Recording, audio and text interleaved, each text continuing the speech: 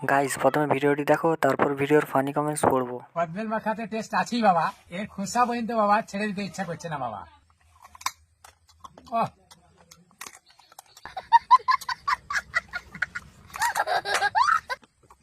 এই খোসাটাও heavy taste বাবা। खराब हो जाएगा। मैं माँ अम्मा बहन पे आ जाऊंगा। मैं इनकी अम्मा बहन पे आ जाऊंगा বাবা। तो चलिए शुरू करते हैं।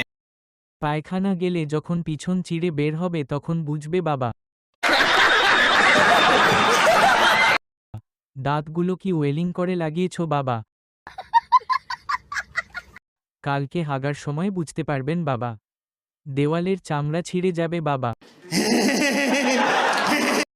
পরের ভিডিওতে কটা সেলাই পড়লো একটু জানাবেন বাবা। কাল সকালে বুঝতে পারবে বাবা।